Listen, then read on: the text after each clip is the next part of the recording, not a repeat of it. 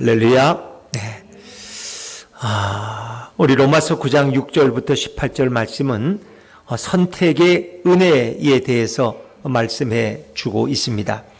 우리 한 사람 한 사람이 이 땅에 태어나고 오늘도 같은 교회를 섬기고 또 우리가 하나님을 찬양하는 이 모든 것이 그냥 우연히 되어진 것일까? 그렇지 않다는 것입니다. 이 모든 것에는 이미 만세전에 그리스도 안에서 우리를 택하신 주님의 뜻이 있는 줄로 믿습니다. 그래서 우리가 늘 물어야 될 질문이 있어요. 어떻게 나 같은 사람이 구원받을 수 있을까? 어떻게 하나님이 나를 아실까? 이런 질문을 하게 됩니다. 우리가 이제 앞으로 부를 찬송에 우리가 잘 아는 하나님의 은혜로 하는 찬송이 있죠. 310장. 하나님의 은혜로 있을 데 없는 자 왜 구속하여 주는지 난 알 수 없도다. 그렇습니다. 있을 데 없는 자를 왜 구속해 주셨는지 난 도대체 그 이유를 알 수 없다는 것입니다. 내가 믿고 또 의지하면 내 모든 형편 아시는 주여 늘 보호해 주실 것을 나는 확실히 아네. 이 쓸데없는 자, 내가 봐도 내가 별 볼 일 없는데 나 같은 쓸데없는 인생을 왜 구속해 주시는지 난 도대체 이해가 안 돼. 이해가 안 돼. 내가 초등학교부터 공부를 잘한 것도 아니고 착한 일을 많이 해서 공로상을 받은 것도 아니고 부모님이 나를 이쁘다고 늘 귀여워한 것도 아니고 늘 집에서 말썽꾸러기였는데 나같이 쓸데없는 자를 왜 택하시고 구속해 주셔서 구원받고 하나님의 자녀가 되게 하셨을까? 또 내가 어떻게 예수를 믿었는지 난 도대체 이해가 안 돼. 전에는 내가 예수 믿는 사람 제일 싫어했거든. 우리 가족 중에 예수 믿는 언니가 그렇게 싫었고 또 내가 핍박도 했고 교회는 꼴도 보기 싫어서 교회가 보이면 내가 안 보려고 뒤돌아다녔는데 어떻게 그런 내가 이렇게 예수를 믿게 되고 그리고 내가 집사가 되고 권사가 됐을까? 왜 내게 성령 주셔서 내 마음 감동해 주 예수 믿게 하는지 난 알 수 없도다. 할렐루야. 왜 내게 성령을 주셔서 왜 내 마음을 감동시키고 왜 예수님을 믿게 하시는지 난 도대체 할 수가 없단 말이에요. 성령을 내게 부어주셔서 내 완악한 마음이 녹아지고 주님만을 고백하고 주님만을 사랑하도록 성령께서 내 마음을 오르만지셨으니 이걸 어떻게 설명할 수가 없다는 것입니다. 여러분, 믿음이라는 건 그냥 생기는 게 아니에요. 내가 믿습니다 한다고 믿어집니까, 여러분? 땅에다가 머리를 쪼아대면서 밤새도록 믿습니다. 근데 내 안에서는 그걸 어떻게 믿어? 안 믿어지는데 어떻게 믿어? 안 믿어지는데 믿습니다 한다고 믿어지는 게 아니에요. 그것이 어느 날 내게 믿어지는 거예요. 목사님 말씀을 들으니까 하나님 말씀이 정말 사실인 것처럼 믿어지고 받아들이게 되는 거예요. 성경을 읽어도 맞아, 이건 하나님 말씀이지. 내 마음에 약간의 의심은 있지만 이건 하나님 말씀으로 믿어지고 고백되어질 때 이거 얼마나 놀라운 일입니까? 그러니까 믿어지는 게 은혜인 줄로 믿습니다. 여러분, 똑같이 예수 믿었는데 똑같이 교회 나왔는데 친구들 초대받고 두 친구가 예수 안 믿는 친구가 둘이 왔는데 한 친구는 그게 믿어지는 거야. 처음 부흥에 왔는데 부흥강사님 말씀을 듣고 눈물이 줄줄 흘리면서 자기는 저기 믿어진다는 거야. 또 그날따라 어떻게 또 통성으로 기도하는데 방언까지 받아. 친구는 어떻게 그런 은혜를. 근데 한 친구는 안 믿어진다는 거. 나는 믿을 수가 없다는 거. 예수쟁이들 다 저거 미션이고 쇼하는 거지. 저걸 어떻게 믿냐는 거예요. 자, 여러분, 한 사람은 믿어지는데 한 사람은 도저히 안 믿어져요. 이게 뭐예요? 성령의 역사인 줄로 믿습니다. 그러면 왜 불평을, 하나님, 저 사람은 왜 믿는데 나는 왜 안 믿어져요? 그러니까 또 산에 가서 나무 뿌리도 뽑아서 나도 욕심 때문에 믿어보려고 나도 저 사람처럼 좀 성령 충만 받아보려고 또 애쓰다가 또 은혜 받은 분들도 사실 많이 있어. 그러나 그게 안 믿어진다고 교회를 떠나고 다시는 발을 들이지 않는 분들도 있을 수 있습니다. 그것이 은혜다. 예수분교회 교원들이 이렇게 많이 있다고, 많다 그러면 또 누가 몇백 명 되나 그렇게 하겠지만, 그래도 이렇게 나오시는 분들은 왜 나올 수 있을까? 환경이 좋아서? 시간이 많이 남아서? 하루 종일 집에서 낮잠 자다가 심심해서 이렇게 수요 예배 나오시나? 오늘 하루 종일 아침부터 이렇게 일하시다가 또 피곤한 몸 이끌고 저녁도 못 드시고 나오는 분들이 있는가 하면 그 수요 예배는 가서 뭐하나? 그 주일도 난 벅찬데 이렇게 또 고백하는 분들도 있고 그런 거예요. 그러니까 하나님이 그런 마음에 감동을 주시기 때문에 나는 예배를 사모하게 되고 하나님의 말씀이 믿어지기 때문에 더욱 그 말씀을 사모하게 되는 거예요. 이 모든 일이 가능하게 된 것은 뭘까? 예수님이 나를 먼저 사랑하셨고 나를 때가 되어 불러주셨고 나에게 믿음과 성령을 부어준 줄로 믿습니다. 오늘 우리가 부른 찬송 가운데 주 예수 내가 알기 전 날 먼저 사랑하네. 내가 예수님을 알기 전에 예수님은 이미 먼저 나를 알고 계셨어요. 이 놀라운 사실. 내가 예수를 알기 전에 내가 교회가 뭔지도 모르고 하나님이 뭔지도 몰랐는데 이미 예수님은 그 오래전에 나를 이미 알고 계셨고 나를 주목하고 계셨어요. 주 예수 내가 알기 전 날 먼저 사랑했네. 이 놀라운 이 고백이 이 찬송에 담겨 있지 않습니까? 그러니까 이 우리 믿음의 선배들이 지은 이 찬송들이 보통 뭐 100년, 200년도 있지만 많이 된 건 400년, 500년 전의 찬송도 있어요.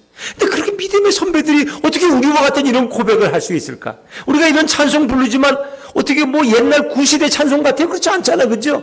다 우리의 마음, 우리 다 고백이 여기에 담겨져 있는 거예요. 참 이게 성령의 역사가 아니면 어떻게 이런 찬송들이 쓰여지고 불려질 수 있을까? 에베소 1장 4절에 보니까 곧 창세전에 그리스도 안에서 우리를 택하사 하는 말씀이 있는데 우리 에베소 1장 4절 한번 찾아볼까요? 자, 에베소서 1장 4절 말씀 여러분 한번 같이 찾아보십시다. 갈라디아서 다음에 에베소서입니다. 에베소서 1장 4절 309쪽입니다. 309쪽 신약성경 309쪽 에베소서 1장 4절부터 6절까지 4절부터 6절까지 한번 길지만 1장 4절부터 6절까지 다 찾으셨으면 아멘 하시고요. 네, 4절부터 한번 같이 읽습니다. 시작. 곧 창세전에 그리스도 안에서 우리를 택하사 우리로 사랑 안에서 그 앞에 거룩하고 흠이 없게 하시려고 그 기쁘신 뜻대로 우리를 예정하사 예수 그리스도로 말미암아 자기의 아들들이 되게 하셨으니 이는 그가 사랑하시는 자 안에서 우리에게 거저 주시는 바 그의 은혜의 영광을 찬송하게 하려는 것이라. 할렐루야. 그랬습니다. 은혜의 영광을 찬송하게 하는, 우리를 부르신 목적은 주님을 찬송하게 하는데 그 기쁘신 뜻대로, 그 하나님의 기쁘신 뜻대로 우리를 이미 예정하셨고 그리고 예수 그리스도로 말미암아 예수님을 통해서 자기의 아들과 딸이 되게 하셨다는 거예요. 우리로 하여금 이 놀라운 선택의 은혜를 에베소 1장 4절부터 소개하고 있는 것입니다. 오늘 로마서 9장 우리가 읽은 6절부터의 말씀은 이 선택의 은혜에 대한 아주 바울의 유명한 말씀이고 이것은 곧 주님의 말씀이고 하나님의 말씀입니다. 제가 지난주에 바울의 마음속에 그치지 않은 큰 고통과 근심이 있다 그랬습니다. 그것은 내가 정말 예수를 믿고 보니까 여기에 참 진리가 있고 여기에 참 축복이 있고 여기에 성령의 역사가 있고 생명이 있음을 알게 됐어요. 그런데 같은 유대인이지만은 아직도 예수님을 믿지 않고 오히려 예수 믿는 사람들을 핍박하는 내 유대 민족, 내 골육 친척들, 형제들을 생각하니까 견딜 수가 없는 거예요. 눈물이 앞을 가리는 거예요. 저들은 이 복음의 진리를 모르고 헛된 우상을 섬기고 있고 이 땅에 오신 메시아를 알아보지도 못하고 그를 핍박해서 십자가에 못 박아 죽이는 이런 어리석은, 여러분 그런 사람 있잖아요. 영화에 보면은 자기 어머니를 죽이는 그런 사람도 있잖아요. 자기 어머니가 어머니인 줄 몰라. 왜? 어릴 때 고아원에서 컸으니까. 근데 알고 보니 그분이 자기 어머니야. 이거 미칠 노릇 아닙니까 여러분? 어떻게 자기 어머니를 죽일 수가 있어? 자기 어머니인 줄 모르고. 이게 참 안타까운 거 아닙니까?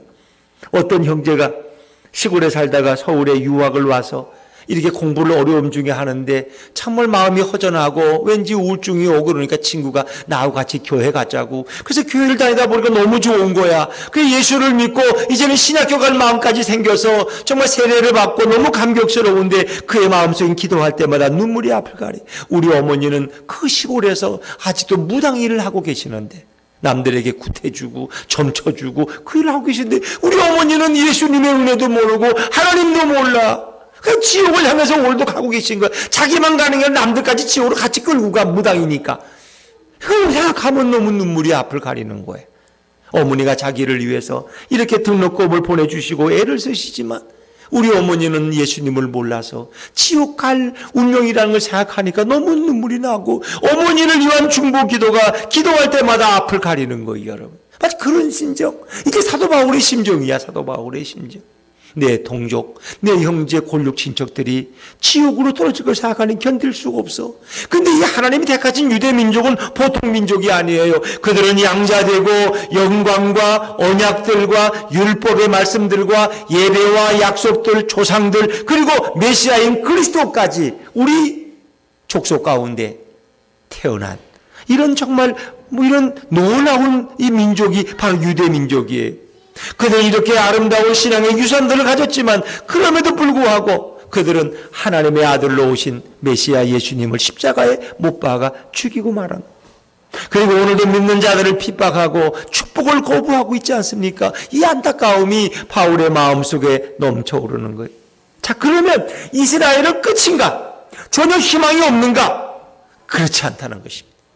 앞으로도 이스라엘도 예수님을 영접할 기회가 남아져 있다는 겁니다. 자, 우리 6절 말씀을 이제 한번 읽어볼까요? 6절입니다. 6절 시작. 로마서 9장 6절입니다. 시작.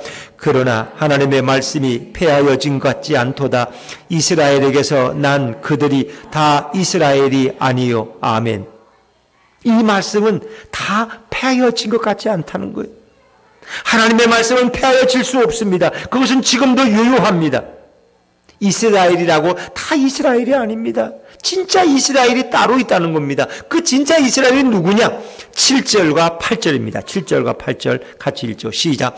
또한 아브라함의 씨가 다 그의 자녀가 아니라 오직 이삭으로부터 난 자라야 내 씨라 불리리라 하셨으니 곧 육신의 자녀가 하나님의 자녀가 아니요 오직 약속의 자녀가 씨로 여기심을 받느니라. 아멘. 아브라함에게는 많은 자녀가 있었지만 사라의 몸에서 태어난 이삭만이 진정한 아브라함의 후손이고 기업을 이을 자고 약속의 자녀가 될 수 있다는 거예요. 여러분, 아브라함에게는 어떤 아들이 있었어요? 이삭보다 먼저 낳은 이스마엘이라는 여종 하갈에게서 너무 마음이 급해서 애굽의 여종 하갈에게서 낳은 이스마엘이 있었어요. 그러나 그는 아브라함의 씨가 될 수 없어요. 약속의 후손이 될 수 없어요. 오직 그 몸에서 났다고 하는 것은 바로 사라의 몸에서, 아브라함과 사라의 몸에서 난 자만이 그 약속의 자손이 될 수 있어요. 그가 바로 이삭이라는 것입니다. 육신의 자녀가 아니라, 그러니까 육신적으로 아브라함의 피를 이어받았다고 자녀가 아니라 오직 약속의 자녀가 씨로 여기심을 받는다. 그 약속의 자녀가 누구냐? 바로 이삭이라는 거예요. 그래서 하나님께서 뭐라 그랬어요? 자, 9절에 그 약속의 말씀이 나와 있어요. 9절 한번 읽어볼까요? 9절 시작.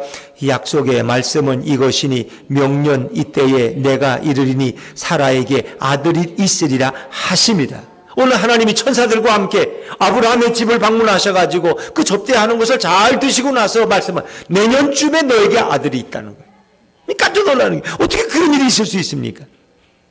그가 바로 약속의 자녀라는, 그가 바로 이삭이라는 것입니다. 이삭보다 먼저 낳은 이스마엘은 그런 참 자녀가 될 수 없어요. 그러니까 육적인 자녀가 참 자녀가 아니라 영적인 자녀, 약속의 자녀가 진정한 자녀가 될 수 있다. 그 얘기는 바꿔 말하면 진정한 하나님의 자손은 육신적 유대인이 아니라, 그러니까 유대인들은 그런 잘못된 생각이 있었어요. 유대인들은 다 하나님의 사랑을 받고 유대인들은 다 구원받는다고 생각했어요. 아니라는 것입니다. 유대인의 혈통을 가졌어도 약속을 받지 않은 사람, 참 자녀가 될 수 없다는 것입니다. 이스마엘은 육신의 혈통을 따라 나온 육신의 자녀이지만은 그는 약속의 후손이 될 수 없다는 거예요. 이삭은 비록 나이가 이스마엘에 비해서 어리지만 그는 하나님의 약속, 곧 말씀에 의해서 태어난 약속의 자녀라는 것입니다. 그렇습니다. 그러니까 아브라함의 두 아들 이스마엘과 이삭을 비교해서 오늘 바울은 진짜 약속의 자녀가 누구인가를 설명해 주고 있습니다. 유대인이라고 하는 특권의 혜택은 없습니다. 그가 비록 이방인일지라도 참 약속의 말씀을 믿는 자가 참 아브라함의 후손이요 아브라함의 씨라는 것입니다. 그러니까 구약에서 히브리인, 유대 민족을 하나님이 이렇게 택하신 것은 정말 은혜예요, 그들에게. 그러니까 유대 민족을 통해서 복음이 전 세계에 번져나가도록, 그리고 특별히 예수님이 유대 민족 가운데 오셨다는 건 놀라운 사실 아닙니까? 그렇지 않습니까? 지금 지구촌에 75억의 인구 중에 예수 믿는 기독교인들이 얼마나 많습니까? 뭐 천주교인까지 포함해서 상당히 많으니. 근데 그 예수가 바로 유대인 가운데 오셨다는 건, 유대인이니까 굉장히 명예로운이 아닙니까? 근데 진짜 이제 유대인들은 그걸 안 믿죠. 예수는 선지자에 불과하지 하나님의 아들이나 메시아가 아니라는 거예요. 그러나 비록 이방인일지라도, 유대인이 아닌 이방인일지라도 예수 그리스도를 내 구주로 믿고 영접하는 자는 진정한 하나님의 약속의 자녀가 될 줄로 믿습니다. 그걸 말씀하는 거예요. 그래서 오히려 이 구원이 유대인이 아니라 이방인에게로 지금 번져가고 있음을 말씀하고 있는 것입니다. 여러분, 목사의 자녀라고 구원이 보장되어 있습니까? 그렇지 않습니다. 어릴 때부터 목회자의 교회 울타리 안에서 늘 이렇게 자라도 그 예수를 믿지 않으면 그런 약속의 자녀가 될 수 없고 구원받을 수 없어요. 믿는 집안에 태어났다고 다 구원받는다고 보장된 건 없어요.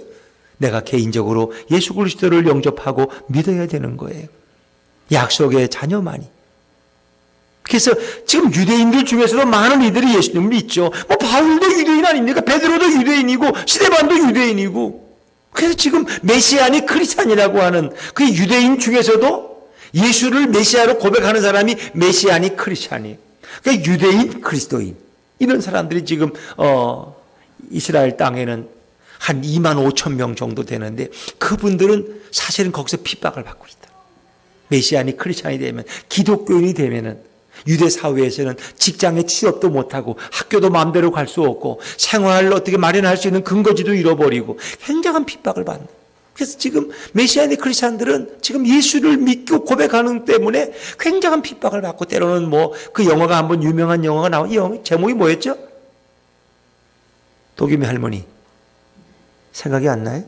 네, 그 영화가 유대인들이, 그 기독교인들이 핍박받는 영화가 한국에 한번 소개돼서, 네, 회복이라는 영화, 레저렉션인가. 그래서 우리 많은 한국교인들이 이 이스라엘 땅에서도 이렇게 메시아니 크리스찬들이 저렇게 고난을 받으면서 살아가고 있구나. 그 저희 교회에 지금 이스라엘 그 교회 메시아닉 처치를 돕고 있는 거예요. 우리가 지금 매주 개척하면서부터 계속 키임스라고 하는 이스라엘 선교회를 돕고 있는데, 그분들이 지금 이스라엘 가서 그 이스라엘의 메시아닉 크리스찬들을 도와주고 서포팅하고 있어요. 근데 그 소식을 본 편지를 보면은 너무나 많은 크리스찬들이 지금도 이 이스라엘에서 고난을 받고 어려움을 당하고 있다는 거예요. 그렇습니다. 여러분, 이삭의 출생의 비밀은 무엇입니까? 아브라함이 기력이 쇠하고 사라의 경수가 끊어졌지만 그 여인으로서의 아들을 낳을 수 있는 기능이 이미 사라는 끝났어요. 그런데 하나님은 그 늙은 100세가 된 아브라함과 90세 된 사라에게 하나님의 약속의 아들 이삭을 주시는 거예요. 그 아들은 몇 년 동안 기다렸어요? 25년 동안 기다렸어요. 그냥 기적 같은 일이에요. 불가능한 상황 속에서 이삭을 주셨고, 이것은 뭐예요? 이거 뭘 의미하는 거예요? 왜 25년 만에 낳았어요? 뭘 못 낳다가? 그건 은혜로 낳은 아들이라는 거예요. 하나님의 선택 가운데 태어난 아들이라는 거예요. 어찌 보면 우리의 구원도 그런 거예요. 우리가 어릴 때부터 우리 마을은 우상 숭배의 마을이고, 교회는 뭐 여러분 젊은 분들은 그렇지만 우리 송기희 집사님 아마 그 이렇게 앞 동네에서도 보면 참 교회를 찾기 어렵고 맨 불교 아니면 미신 무당들 우리 주변에 늘 그런 거였어요. 그런데 우리가 이렇게 예수를 믿고 구원받는 것은 정말 이건 하나님의 은혜요, 선택 중에 선택이라는 것입니다. 하나님은 이스마엘보다 이삭에게 더 큰 은혜를 베푸셨습니다. 사실 이스마엘은 나중에 아람 민족의 조상이 됐는데, 지금 이라크라는 나라가 바로 이스마엘의 후손들입니다. 그래서 이스마엘 그 후손들인 아람 민족과 우리 유대 민족과의 갈등이 굉장히 심하잖아요. 그러니까 이스마엘과 이삭의 갈등이 심한 거예요. 그 후손들끼리 서로 지금 다투고 싸우고 있는 거죠. 그리고 그들은 다른 종교를 섬기고 있는, 뭐 기독교 아닌, 하나님을 고백하지만, 아브라함도 고백하지만 그들은 또 다른 이런 종교를 믿고 있는 거죠. 자, 여러분, 오늘 이스마엘은 여종에게서 태어났고, 그리고 이삭은 본부인 사라에게서 태어났기 때문에 진정한 약속의 자녀는 아브라함과 사라 가운데 태어난 이삭이라고 하는 것입니다. 그러기에 바울은 하나님의 선택을 보여주는 이삭 외에 또 하나의 예를 소개하는데, 이삭의 두 아들이 누굽니까? 에서와 야곱이죠. 에서와 야곱을 또 좋은 예로 설명하고 있습니다. 자, 우리가 이 에서와 야곱을 보면서 이 선택의 은혜가 무엇인가를 한번 생각해 보십시다. 10절부터 12절까지 같이 읽어볼게요. 시작. 그뿐 아니라 또한 리브가가 우리 조상 이삭 한 사람으로 말미암아 임신하였는데 그 자식들이 아직 나지도 아니하고 무슨 선이나 악을 행하지 아니한 때에 택하심을 따라 되는 하나님의 뜻이 행위로 말미암지 않고 오직 부르시는 이로 말미암아 서게 하려 하사 리브가에게 이르시되 큰 자가 어린 자를 섬기리라 하셨나니. 아멘. 자, 이삭의 부인이 리브가예요. 이삭의 부인이 저 멀리 하란까지 가서 아브라함의 종이 가서 엘리에셀이 가서 그 집 며느리를 데리고 왔어요. 그 이삭의 부인이 리브가인데 아주 참 지혜로운 여인인데, 그 이삭과 리브가 사이에 두 아들 쌍둥이가 났다는 거죠. 그 먼저 나온 애가 에서고 다음에 나온 애가 야곱이에요. 에서와 야곱. 근데 놀라운 사실은 하나님의 선택은 어디에 있었느냐? 야곱에게 있었다는 거예요. 어떻게 그럴 수 있느냐 말이에요. 11절에 보니까 그 자식들이 아직 나지도 아니하고 아직 태어나지도 않았어. 근데 하나님의 선택은 먼저 리브가에게 임했어. 무슨 선이나 악을 행하지 아니한 때에. 이게 뭘 의미해요? 여러분이 착해서 선택받은 게 아니에요. 여러분이 악해서 선택받지 못하는 게 아니에요. 그러니까 우리가 선택의 의미는 선과 악의 의미가 아니에요. 그러니까 신앙이라는 것은 내가 예수님에게 선택받는 것은 내가 착해서 선택받는 게 아니라는 거예요. 이걸 여러분이 빨리 깨달으셔야 돼요. 그렇다고 악하게 살란 얘기는 아니에요. 선하다고 공로를 많이 쌓는다고 선택받은 건 아니에요. 오히려 악한 사람도 선택받을 수 있어요. 왜? 하나님이 그를 불러서 그를 또 귀하게 쓰시고 회개하는 영혼이 되게 하시거든요. 선이나 악이 우리의 구원의 조건이 되지 않는다는 겁니다. 하나님의 택하심을 따라 되는 하나님의 뜻이 행위로 말미암지 않고 오직 부르시는 이로 말미암아 서게 하려. 행위가 아니라는 거예요. 여러분의 자녀들을 행위로 보지 마세요. 행위 애들을 뭐 학원에 데려다 놓으면 교회 학교도 보면 20명이 있으면 별놈이 다 있어. 제가 전에 양평에서 이렇게 목회하는데 이 유치원 이제 입학식이에요. 근데 한 애가 앞뒤에 앉았는데 이렇게 이제 입학식 이렇게 저 이제 원장이고 목사니까 이렇게인데 한 애가 신발을 신는 채로 앞에 의자에 떡 올려놓고 있다는. 이해가 되세요? 6살짜리가 신발을 신고 앞에 의자에 탁 올려놓고 이거 딱 있는 거야. 그게 참 신기한 애지. 그 제가 누구냐고 그러니까 우리 교회 오신 전도사님 아들이야. 노아라는 애인데. 물론 어리니까 그렇죠. 근데 지는 이제 교회가 익숙한 거야. 저 아버지가 전도사님이고 뭐 그러니까 그냥 교회가 자기 놀이터죠. 근데 입학식 날 그러고 폼을 잡고 있더라고. 걔는 지금 이제 미국 가 있는데 지금 뭐 커가지고 이제 30살이 넘었을 거야. 뭐 그런 애들부터 다양하죠. 그렇다고 걔가 그렇게 한다고 뭐 구원을 못 받아요? 하나님은 그런 행위를 보지 않는다는 거예요. 우리가 볼 때는 저런 아이가 앞으로 크게 될 확률이 많은 거야, 얘는. 담임 목사고 뭐 겁을 안 내, 걔는. 신발 다 거기다 올려놓고. 상상도 못 하잖아요. 그냥 우리는 자꾸 너무 행위로 봐. 애들을 학원에 보내놓으면 거기서 얌전하고 공부 잘하고 선생님 말씀 잘 듣고 착하고 숙제 잘해가고 얘는 훌륭한 애가 되겠다. 근데 얘는 들어도 자꾸 딴 짓만 하고 딴 생각만 하고 딴 질문만 하고 영 적응을 못해. 아이고 얘는 행위가 틀렸다 벌써. 실망하는 거야. 이게 우리 인간들이 보는 관점이에요. 근데 하나님은 그렇게 사람을 선택하지 않으신다는 거예요. 하나님. 그리고 어떻게 쓰면 우리가 볼 때는 아무리 봐도 에서하고 야곱을 비교해 보면요. 누가 더 훌륭해요? 에서가 훨씬 훌륭하다니까. 에서는요. 가끔 사냥도 가가지고 이렇게 짐승을 잡아서 아버지한테 가서 이렇게 고기도 해드리고 아주 그래요. 에서는 남자답고 사나이답고 의리가 있어요. 근데 야곱은 늘 엄마 품에서 엄마 침 하나 잡고 엄마 심부름이나 하고 그렇게 몸이 유약하고 그래요. 그냥. 그리고 꾀가 있어요.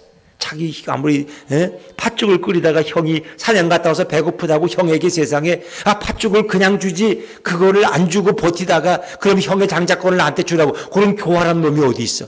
얼마나 우리가 볼 땐 비열해. 그렇죠. 형이 배고픈 걸 이용해가지고 장자권을 뺏는 그런 아주 교활한 인물이 야곱이에요. 그러니까 윤리도덕으로 보면은 야곱이 훨씬 비열한 인간이라는 거 아세요, 여러분? 형에서는 거기 보면 남자답고 의리 있고요. 그런 거예요.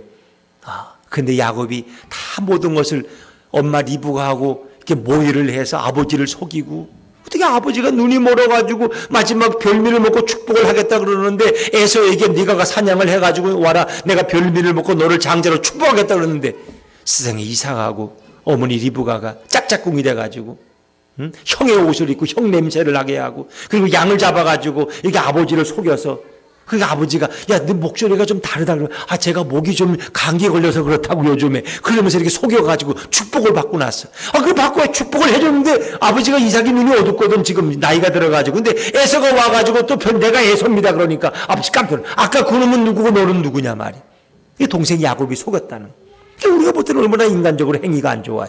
그런데 하나님의 뜻은 그들이 태어나기도 전에 선과 악을 행하기도 전에 하나님의 뜻은 야곱에게 있는 줄 믿습니다.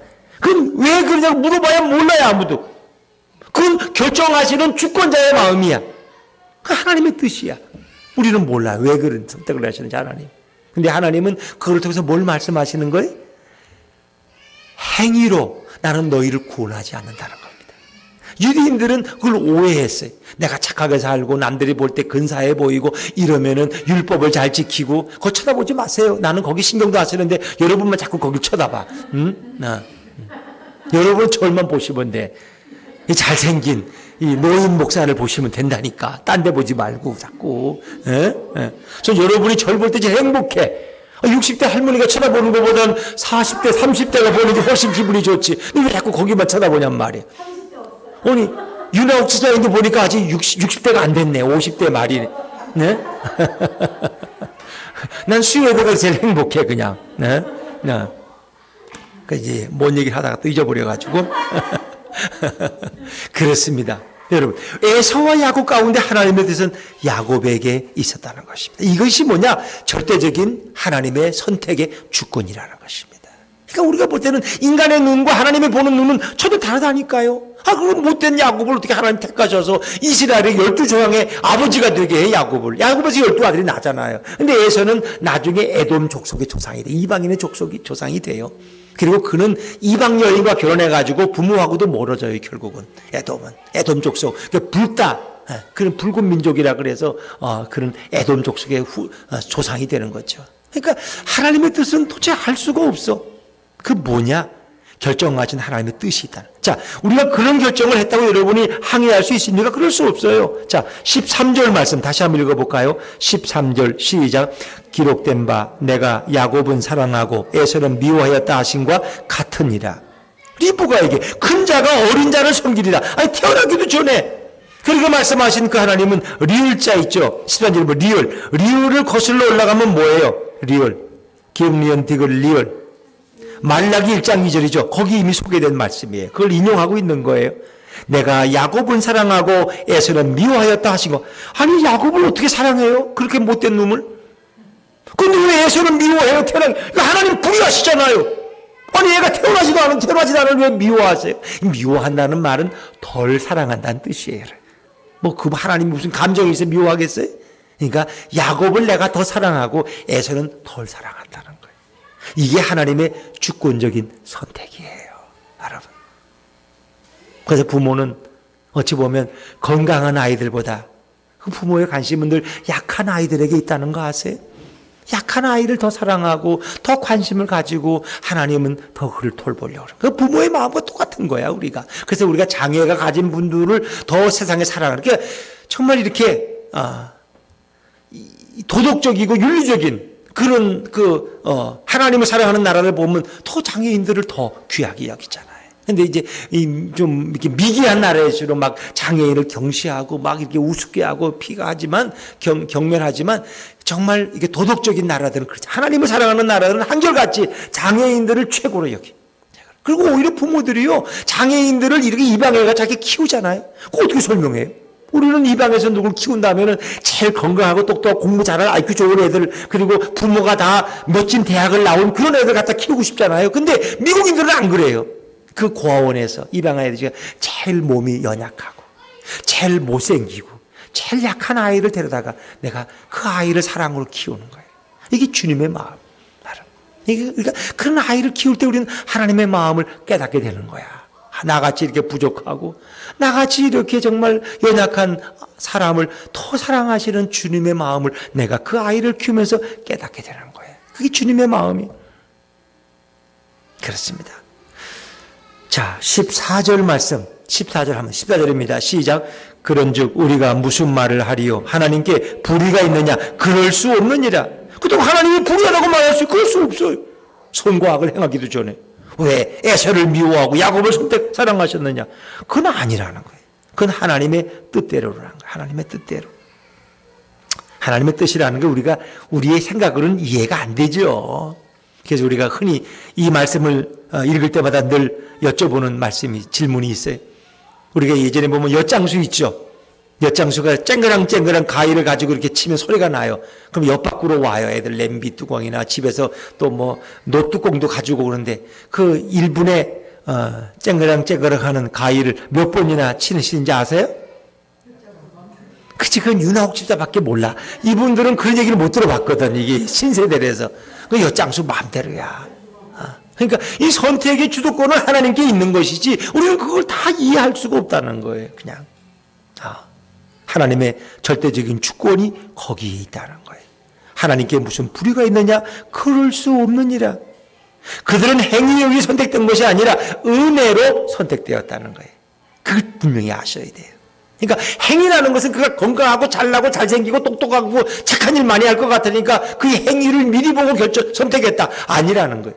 그러니까 뭔가 몸도 약하고 야곱처럼 거짓말도 잘하고 뭔가 빗나가는 인생인데 그건 은혜라는 거야. 은혜라는 건 그렇게 설명하는 거예요. 이런 도대체 들어갈 자격이 없는데 어떻게 이런 애를 합격을 시켰느냐. 그게 은혜라니까요. 우리가 무슨 말 하리요? 그럴 수 없다는 거예요. 그래서 이제 이 얘기 에레미야 보면 토기를 흙을 빚어서 그릇을 만드는 토기장이가 하나는 큰 그릇으로 하나는 작은 그릇으로 만든다고. 또 어떻게 불평하냐? 왜 쟤는 큰 그릇 나는 작은 그릇? 불평할 수 없다는 거예요. 그러니까 마음에 안 들면 또 그걸 깨트려버리고 다시 불에 녹여가지고 다시 또 만들어. 그건 토기장이의 주권. 그건 하나님의 뜻이라는 거예요. 자, 그래서 이 땅에 나오는 모든 사람들은 다 하나님의 섭리와 뜻이 있는 줄로 믿습니다.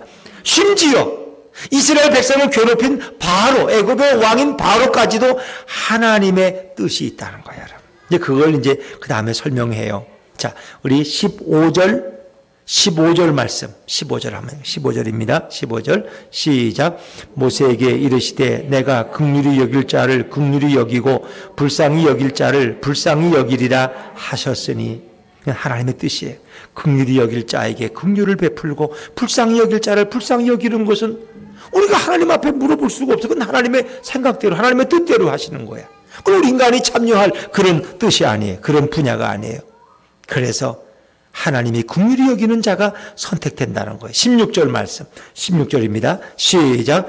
그런즉 원하는 자로 말미암음도 아니요 다른 박질하는 자로 말미암음도 아니요 오직 긍휼히 여기시는 하나님으로 말미암음이니라. 아멘. 내가 원한다고 선택되는 게 아니에요. 내가 열심히 노력한다고 선택되는 게 아니에요.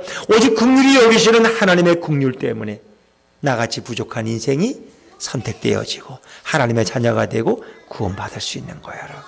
성경은 오늘 이걸 말씀해요. 그래서 오늘 어떻게 애굽의 바로를 어떻게 세우셨느냐, 어떻게 그런 왕으로 세우셨느냐, 하나님의 뜻이 있다는 거예요. 17절 말씀, 17절 같이 읽죠. 시작. 성경이 바로에게 이르시되 내가 이 일을 위하여 너를 세웠으니 곧 너로 말미암아 내 능력을 보이고 내 이름이 온 땅에 전파되게 하려 함이라 하셨으니. 그러니까 바로는 애굽의 왕이고 이스라엘 백성을 괴롭힌 그런 악한 인물이야. 그런 자를 어떻게 하나님이 세우셨느냐, 말이 안 되잖아. 근데 하나님은 그런 자도 세워. 왜? 그를 세운 목적이 그에게 그로 말미암아 하나님의 능력을 보였어. 어떻게? 이스라엘 백성을 안 내보내주니까 모세를 통해서 10가지 재앙을 내리시는 거야, 애굽에. 만약에 바로가 첫 번째 재앙 앞에 아이고 하나님 제가 잘못했습니다, 다 데려가세요. 그럼 하나님의 능력이 더 이상 나타날 증거가 없어. 그러나 마지막 거기 우박이 내리고 뭐 나일강이 피로 변하고 뭐 음식에 파리가 몰려들고 그 마지막에는 애굽의 장자의 죽음까지 하나님의 능력이 바로를 강팍함을 통해서 드러나는 거예요. 여러분, 그것만 아니에요. 그 사건 때문에 하나님의 이름이 온 땅에 전파됐어요. 애굽이 망했대. 이스라엘 백성을 안 내보내주니까 여호와 하나님이 천지를 창조하신 분인데 완전히 애굽을 흔들어놔서 완전 그냥 묵사발을 만드셨대. 그 여호와의 이름이 영광을 받으시는 거예요. 할렐루야. 그러니까 바벨론의 고레스 왕을 세우신 하나님, 그런 악한 자예요. 우상 숭배자예요. 근데 그를 들어서 예루살렘을 치시고 그 교만하고 우상 숭배에 빠진 예루살렘을 다 포로로 끌려가게 하시는 거예요. 그러니까 이방의 악한 왕들도 하나님 언제든지 도구로 쓰시는 거예요. 그런 하나님, 그분은 우리를 행위로 선택하지 않으시고 그분의 주권대로 선택하시고 긍휼히 여길 자에게 긍휼을 주시고 그렇습니다. 그래서 때로는 바로의 마음을 조금 완화하도록 그냥 방치하시는 분이 바로 주님이세요. 주님이세요. 이게 우리는 이제 이 로마서 9장을 읽으면 여러분들이 이제 시험에 들 수 있어. 아니 그러면 나는 그렇게 예수를 믿으려고 해도 그렇게 잘 안 믿어지고 그리고 구원도 의심되고 천국이 있는지 없는지 모르겠고 근데 저 집사는 뭐 나보다 잘생기지도 않았고 학벌도 나보다 안 좋은데 너무 믿음이 좋은 것처럼 자기는 다 믿습니다 하면서 그냥 난리 법석을 떠는데 이거 억울하지 않냐고 말이에요. 이거 하나님 이럴 수 있냐고 그렇게 말할 수도 있어요. 그렇게 말할 수도. 그런데 그 모든 것도 하나님의 주권적인 섭리와 뜻이라는 거예요. 그렇습니다. 하나님이 어떤 그릇은 귀하게 쓰시기도 하고 또 어떤 그릇은 그보다 조금 못하게 쓰실 수도 있는 거예요. 그래서 우리가 이제 이 선택이 칼빈의 예정론과 연결돼요. 조직신학자인 존 칼빈의 예정론에 있는데 거기에 예정론은 이중 예정이에요. 그래서 이것은 뭐냐? 은총과 선택인데 은총의 선택이 있는데 하나님은 어떤 자들을 이렇게 유기하도록, 그러니까 어찌 보면은 하나님의 선택을 받지 못하도록 하나님은 선택하셨다. 이것이 사람들에게 문제가 돼. 그러니까 이걸 바꿔 말하면 누구는 구원받기로 이미 예정되어 있고 누구는 아무리 믿으려고 해도 그게 안 믿어져서 구원을 결국 받지 못해. 불신자로 살다가 결국은 예수 믿으려고 했지만 안 돼. 그래서 결국은 지옥 가. 그럼 이거 하나님이 이럴 수 있느냐 말이야. 그런데 이제 그것을 칼바르트라는 신학자는 그거를 잘 선택해 줍니다. 우리가 받아야 될 저주와 유기는 예수님이 십자가에서 다 담당하신 줄로 믿습니다. 그래서 우리에게는 그냥 온전한 구원의 축복과 은혜만 부어주신다는 것입니다. 하나님은 이 야곱과 에서를 볼 때 어떻게 야곱은 구원하고 선택하시고 왜 에서는 미워하고 버리셨느냐? 그럼 내가 에서가 되면 어떡하란 말이야? 그 말이 안 되잖아. 하나님이 그렇게 일방적으로 태어나기 전에 이미 그는 믿지 못하고 지옥 가게 만드셨으면 이게 말이 안 되잖아. 그런데 칼바르트는 선지자, 신학자는 그렇게 설명합니다. 우리의 모든 저주와 유기라는 건 이제 버리는 거예요. 유기견, 버림받은 개. 우리 신앙도 우리도 이제 유기했다면 버림당했다는 뜻이에요. 그런데 그것은 예수님이 십자가에서 우리 대신 다 담당하셨기 때문에 오직 저와 여러분에게는 오직 예수님의 구원과 긍휼함만이 있는 줄로 믿으시길 바랍니다. 그런 신학적인 표현들은 굉장히 참 은혜로운. 그래서 우리 모든 믿는 자들로 하여금 합력의 선을 이루도록 하신 분이 바로 우리 예수님이시다 하는 겁니다. 예수님이시다. 그래서 이런 하나님의 뜻에 누가 과연 항의할 수 있느냐? 우리는 항의할 수 없다는 거죠. 고아원에 가면 많은 아이들이 있어요. 근데 어떤 재벌이 와서 자기가 아이가 없다고 이제 아이를 입양하는데 그 아이들 중에 누구 하나를 데리고 가요. 그럼 다른 아이들이 다 불평해요? 아니 저 재벌 사장님이 나를 데려가면 내가 저 회사의 후계자가 될 텐데 왜 나를 안 데려가고 나보다 못생긴 애를 데리고 갔지? 불평할 수 없다는 거예요. 그건 선택하는 그 입양하고자 하는 그 재벌 회장의 마음이야. 우리 아이들이 5명이 빠졌어. 근데 구조대가 와가지고 2명이 와서 막 구하는데 누구부터 구해야 될지 몰라. 가까이 있는 애부터 구해, 어린애부터. 그러면 먼저 구하는 애들은 살아났지만 나중 구한 애들은 구조받지 못했어. 그렇다고 항의할 수 있습니까? 당신이 왜 우리 아이는 구조를 늦게 하고 저 아이부터 먼저 했냐고 이렇게 말할 수 없잖아요. 그렇죠. 이 모든 것은 주님의 뜻이다. 그래서 이 말하고자 하는 건 누구는 처음부터 지옥 가기로 결정됐고 누구는 구원받기로 결정된 이런 의미가 아니라 이 모든 것은 하나님의 뜻대로 구원받는 것이다. 하나님의 뜻대로 이루어지는 것이다. 더구나 우리의 구원은 인간의 노력이나 공로나 행위로 우리의 학벌이나 환경으로 구원받는 것이 아니라 이것은 주님이 우리를 선택하심으로 그것이 구원의 역사가 이루어지는 것이다. 근데 우리 주님은 모든 사람이 다 구원받기를 원하세요. 그래서 여기 뭐라고 했어요? 하나님은 모든 사람이 구원을 받으며 진리를 아는 데 이르기를 원하시느니라. 그렇죠. 그래서 우리는 내가 구원받은 것에 대해서 감사해야 돼요? 불평해야 돼요? 감사해야 돼요. 감사해야 돼요. 내가 선택받은 것, 그리고 내가 하나님의 자녀된 것 얼마나 감사한가. 저로 말하면 제가 목사가 된 것이 얼마나 감사한가. 제가 학교 다닐 때 보면 저보다 더 마음이 깨끗하고 더 비단결 갖고 훌륭한 친구들도 많았는데 그 친구들은 왜 목사가 안 되고, 왜 그 친구보다 제가 더 뭐 나쁜 짓도 많이 하고 더 거짓말도 더 했는지도 모르는데 왜 저 같은 사람을 택해서 목회자가 되게 하셨을까? 이것이 저로 보면은 제가 선택받은 주님의 은혜죠. 또 제 사역에도 이렇게 하나님이 복을 부어주셔서 이렇게 한 교회를 목회해도 감사한데, 제가 기성교회를 이렇게 목회하는데 또 이렇게 동탄에 와가지고 이렇게 귀한 분들과 함께 이 개척교회를 섬기게 된 건 얼마나 더 감사해요. 이 무슨 은혜인가? 이 무슨 하나님의 사랑인가? 그렇습니다. 정말 이 모든 일들은 다 하나님의 택하심이고 하나님의 긍휼이 여기십니다. 성도 여러분들도 한번 자신에게 질문해 보세요. 하나님, 나 같은 것이 무엇인데 하나님이 어찌 저를 아셨습니까? 왜 나같이 형편없는 인생을 이렇게 사랑하시고 불러주셨습니까?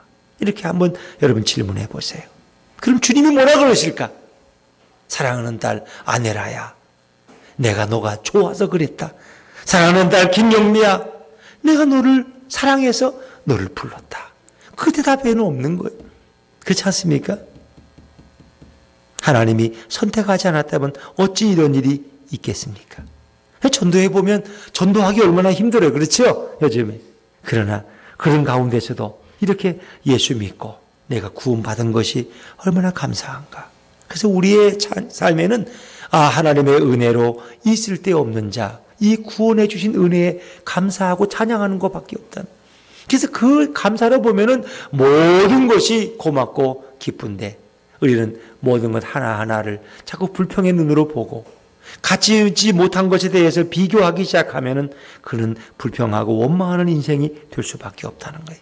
가장 귀한 것, 세상에 다른 것이 아니라 에베소 1장 5절에 보니까 그 기쁘신 뜻대로 우리를 예정하사 예수 그리스도로 말미암아 자기의 아들, 딸들이 되게 하셨으니, 그 기쁘신 뜻대로, 그 기쁘신 뜻대로 저와 여러분을 예수님 안에서 부르시고 선택하신 것에 대해서 늘 감사하고 찬양하는 우리 예수님께 성도님들 되시기를 주의 이름으로 축원합니다.